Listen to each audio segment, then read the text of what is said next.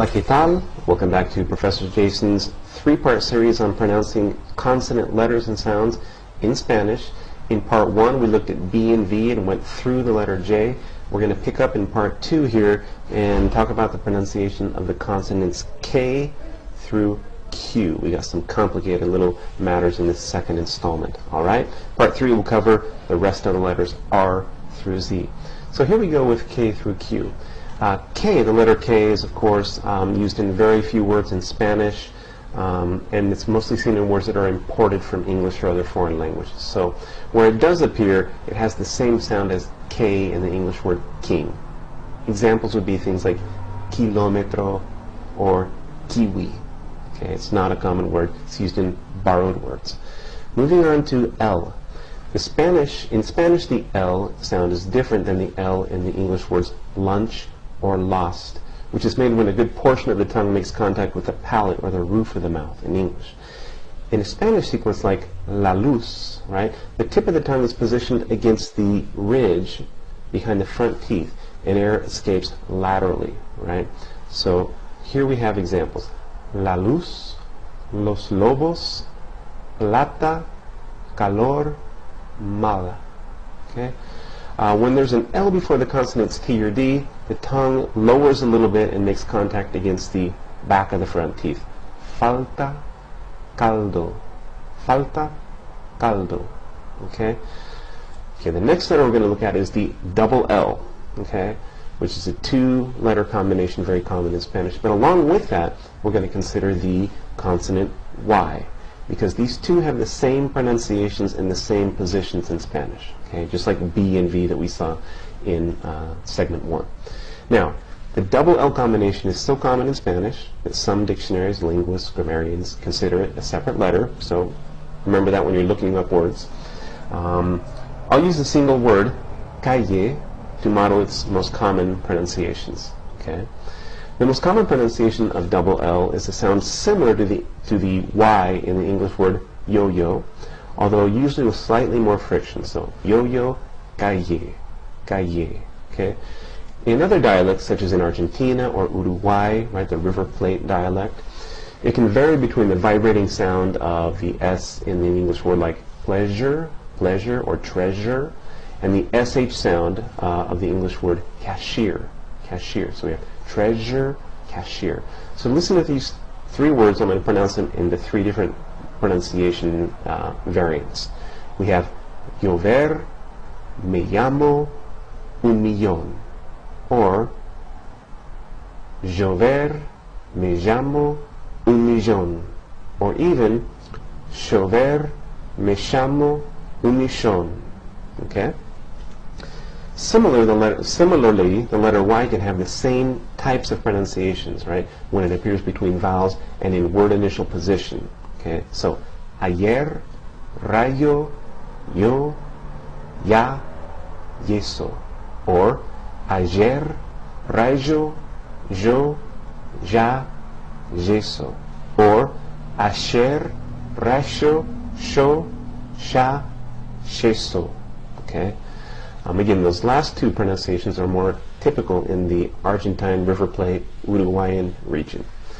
Now, also at the beginning of words after pauses or after the letter N, the letters Y or even double L, in some dialects can have a sound that's actually closer to the English J in the word jump, for example. So it could be yo, ya, cónyuge, or un llamado.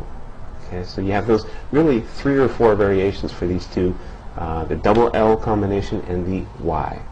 However, when the letter Y appears on its own, completely alone, as you know, it means the letter V, or the, and it has the same sound as the vowel E represented by the letter I. So, E, or sal y pimienta, sal y pimienta. Okay? Moving on to M. The pronunciation of the letter M is similar to that of the M in the English word men. Okay? The M sound is most common at the beginning of words before vowels, as in words like monte, Maria, and mesa. Monte, Maria, mesa. Okay? Or it can happen internally before the P or K letters in words like campana, bombero, campana, bombero. Beware of the letter N at the end of words, because then it's actually pronounced like N, although this spelling position is extremely rare in Spanish. I can only find a couple examples. Album and requiem. Album, requiem. So at the end, if you see an M, it's an N sound. All right. Speaking of N, this one has several variations, allophones, as the linguists would say. It has two main pronunciations, however, right? Like the N in now, or as the M in men. We'll look at when and why. The letter N is usually pronounced with contact between the front portion of the tongue and the ridge between the top teeth, or behind the top teeth, right? As with the English N in now. So at the beginning of words we have nadie, nota, ninguno, or even between vowels internally, pena, lana, or even at the end of words, hablan común. Okay? If a final N precedes another word that begins with P or B, or even V, then it tends to be pronounced as an M. Okay? So this most often happens when you have the indefinite article un, and then a word that begins with P, B, or V, as in the examples, un bebé, un poco, un vaso. Okay? What this shows is that when an N immediately precedes another consonant, it tends to assimilate or take on the properties of those sounds, right? So it loses a bit of its characteristic N-ness, and it gravitates toward the following sound. So you can see that in words like the following, that the pronunciation of the N sound changes in anticipation of the consonant that comes after it. So here's a couple of examples of that phenomenon, right? In the words blanco and tango, the tongue's drawn further back into the mouth toward the pronunciation zone of those consonants, the K sound and the G sound.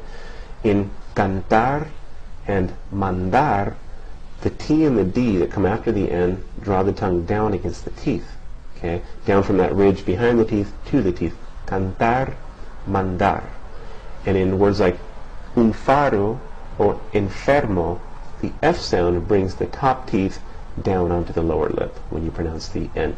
Un faro, enfermo. So that's characteristic of the N. Moving on to enye, right?